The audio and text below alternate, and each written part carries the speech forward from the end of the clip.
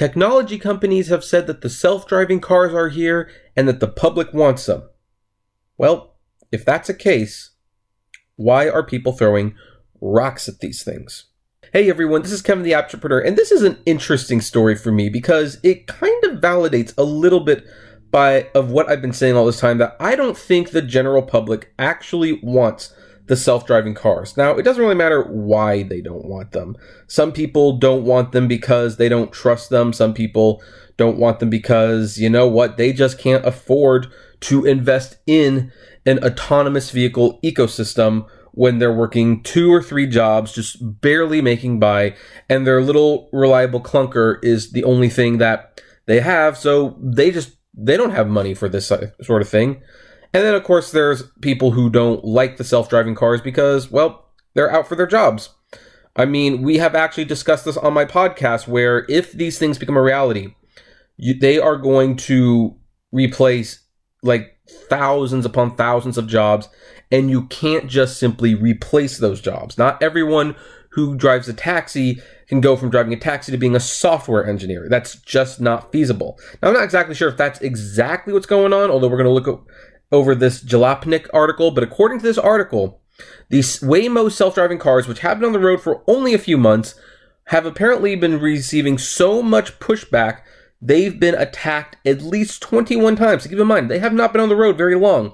So according to Jalopnik, Waymo finally launched its self-driving ride-sharing program in Arizona last month after a year of testing. Okay, so it's only been open for a month, but it's been a year full of gun-wielding, rock-throwing, tire-slashing Arizonians targeting the company's vans. So here's the thing. If it's only been out for a month and there's been 21 written cases, that is, oh geez, that's like a 90% reoccurrence rate of violence against these cars or something like that. That's really high. So it only took a few months of testing on the public roads in Phoenix, Arizona area for the locals to start turning against Waymo's self-driving Chrysler Pacifica vans, according to police reports from 2018 via the New York Times. By far the most alarming incident targeting a Waymo self-driving van last year involved a man waving a handgun at one of the company's cars and the car's operator, according to the Times. The man cited the killing of Elaine Hertzberg, a pedestrian who was struck by an Uber self-driving test vehicle in Tempe, Arizona, back in March, and claimed he despised self-driving cars. So, I mean, granted, this guy sounds unstable, because a normal person wouldn't go to a machine and wave a shotgun around. The machine doesn't care that you have a shotgun. The person inside definitely does, but the machine doesn't care if you have a gun. So he might not be a little stable, but yeah, people still think that situation isn't weighing on people's minds as they see these self-driving cars. You think someone's not looking at these cars on the road and going like, oh geez, I hope one of those things don't strike me down. Anyway, the Times reports also claims one incident involving a person pulling up alongside one of Waymo's vans and waving a PVC pipe at the operator.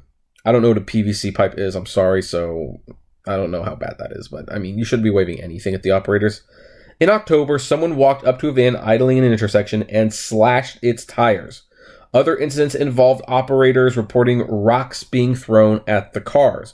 Now, here's what's really interesting. I want to just point this out right now, because the question has been brought up, and people have said, oh, no, they've thought about this. They've thought, I don't think they have.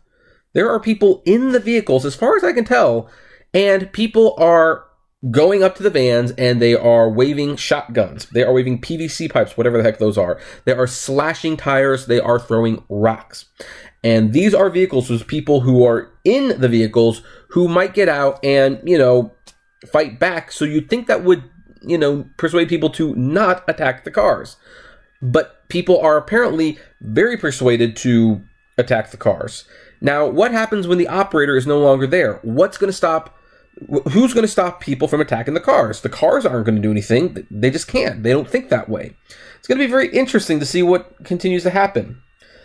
Eric Opolka, what an awesome name that is, was warned by police to stop his attempts to run Waymo vans off the road after multiple complaints. Here's more on Polka and his wife, who has also allegedly targeted Waymo's vans via the Times. Quote, "There are other places they can test," said Eric Opolka, who was issued a warning by police Okay. Okay, yeah. Let's see here. I'm sorry, I lost my place there. Who issued a warning to police in November after multiple reports that his Jeep Wrangler had tried to run Waymo vans off the road, in one case driving head-on towards... wow. Yeah, this guy sounds nuts too. Head-on towards one of the self-driving vehicles until it was forced to come to an abrupt stop. I'm not entirely sure what you accomplished there, Eric, but, I mean, there you go. His wife, Elizabeth, admitted in an interview that her husband, quote, finds it entertaining to break car. This guy sounds like a thrill seeker. I don't know if he's an actual, fight the man person in front of the self-driving vans, and that she herself may have forced them to pull over so she could yell at them to get out of them. You're yelling at a machine. The machines don't care. The trouble started, the couple said, when their 10-year-old son was nearly hit by one of the vehicles while he was playing in a nearby cul-de-sac. Okay, now I'm understanding a little bit more why they're so peeved. You see, that's the thing. I said it. One of my videos, it was titled, Who Will Uber Kill Next? The question stands. Although maybe it should be Waymo at this point, because their cars are on the road, and apparently they almost hit their son. These cars do not have the depth perception to stop for pedestrians. Now, apparently his son didn't actually get hit, but it was nonetheless a close call. And I'm sorry, I know some people tell me like, well, people will die. People will have to die to get these cars on the road to make sure that they work. So you're just going to have to suck that up because they will save more lives in the long run. And you know what? That's one of those things where it's like, yeah, on the surface, sounds like a reasonable thing. Until you get to the question of, well, who gets to die? Who specifically is it okay for these cars to hit and kill before everything's fine? I think, again, I highlight the Arthur Christmas scene where Santa Claus missed a child and all the elves are worried, and he tells them, like, look, it was just one child. It was less than 1% really. And someone says, well, what child got missed? People on the road, they're not asking to be part of this experiment. So you see things like this. Quote, they said they need real-world examples, but I don't want to be their real-world mistake. Couldn't have said it better myself. As wild and dangerous as many of these incidents are, Waymo seems to want to avoid pursuing prosecution of the idiots targeting... You see, they use the words idiots. In all fairness, some of these are pretty idiotic, but again, there's a fair amount of people who don't want these things. Some people do. I'm not saying everyone doesn't want them. But the only way the self-driving car truly works, the only way it truly works, the way they want it to, is if everybody has it. If everybody has it and everyone's in the computer, in the cloud, whatever the term is, in the infrastructure, then it will work. Until you get everyone on board, it's not going to work. And just like a lot of things out there, you will never get people to agree 100% on anything. Heck, there are people who don't even believe that it should be illegal to, do bad things to people. Like, I'm not going to say anything. But there are some people who believe that that should not be illegal. So I'm trying not to get demonetized, but I probably will. Okay. Let's see here. The Times reports that many of the police reports indicate the drivers involved in the incidents requested not to seek prosecution or that the company itself refused to hand over photographic and video evidence to the police. Well, because once you hand it over, that information can become public. So there's Waymo's probably thinking somewhere in the back of their minds like, well, okay, people are attacking the cars, they're throwing rocks at the cars, they're holding the PVC pipe, they're yelling at them. But do we really want this footage out there? Because it kind of highlights that maybe people aren't as on board with this vehicle thing as we thought. A lot of this is about perception, and since it's a car, you're not hurting anyone, it's a machine.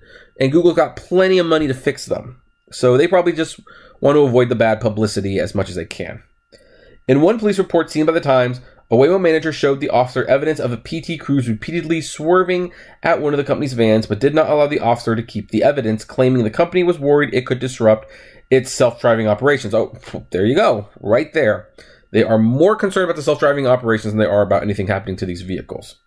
A spokesperson for Waymo responded to claims that the company was letting people get away with these acts to avoid bad publicity. From the Times, Ms. Georgeson said the company took the safety of its emergency drivers seriously and disputed claims that Waymo was trying to avoid bad publicity by opting against pursuing criminal charges. Quote, "We report incidents we deem to pose a danger, and we have provided photos and videos to local law enforcement when reporting the acts of vandalism or assault. We support our drivers and engage in cases where an act of vandalism has been perpetrated against us." And yet, none of these people have actually been prosecuted, even though there's got to be some pretty clear evidence that that is actually a thing. According to 9 to 5 Google, it's company policy in most situations to contact Waymo's dispatch network before contacting the police, which seems totally normal and not all suspicion. Waymo seems mostly concerned by the impact of testing the attacks have, forcing the emergency operators to take the car out of self-driving mode. Because, again, when you take something out of self-driving mode, it takes like an hour or so to restart. At least that's what it is with Uber self-driving vehicles. Waymo's might be a little different. But the fact that that is a concern means that there's probably a fair amount of time for it to reboot, if you will. That's not to mention how stupidly dangerous it is to try and damage or crash another car on public streets, which plenty of other human drivers are. And yeah, that is stupid. I am not endorsing this, by the way. If anyone, I think this is interesting. I think it says a lot about what the public actually thinks about these vehicles, but I don't actually encourage you to do it. If you see one, let it go. Let it go. Like the song says. I'm not going to sing it. I mean, people have been tortured by that song enough as it is, even though I personally love it. So, yeah, this is a very interesting report. They have not been on the road very much, but a lot of people already don't like them, and apparently the car has already almost hit at least one person that we know of. They might have even almost hit a few others, which means I'm going to call it 2019, a Waymo car is going to strike and kill a pedestrian. Write it down. It's going to happen. Mark my words. But of course, some people are perfectly fine with that, which I have such a moral dilemma. I mean, you know, again, it's not like the advancement of the times back then where it's like, oh, but look at this. People died when bringing us electricity, bringing us better oil generators. They died building our bridges. And it's like, yeah, but those people want to be there. People on the road, everyday people walking the streets, they don't know they're part of this test where with the self-driving cars, and any day these things could and boom, they're gone. They're not aware of that. So, yeah, there's moral dilemmas I have, and by the way, these cars are still 2 years away. Take a shot every time I say these cars are 2 years away, because I've been saying it for the last 3 years. Last 3 years, been saying this. But anyway, we're going to leave it there. I think this is kind of more of a funny story, but in all seriousness, don't vandalize the cars. Let them go. If you don't want them to take over, you know what? Never, ever partake in a transaction that involves a self-driving vehicle. Never take a ride in one. Never purchase one. Never rent one. You know, you want to show that these things are not welcome. Do not give them your money. That's the only thing they care about. And if enough people don't do it, maybe they would stop at some point. I mean, who knows? But anyway, that's where we're going to leave it. What do you folks think about the situation? Have any of you tried to attack a car? That would be very interesting to read if any one of my viewers actually did some of these things. Anyway, I'd love to know. So comment below, like, favorite, share, subscribe. If you enjoy my videos, consider becoming a Patreon member. It's totally optional, of course, but even those $1 a month goes a long way to helping the channel run smoothly, and you'll get access to my exclusive blog launching January 5th. And as always, flame responsibly. Have a good one.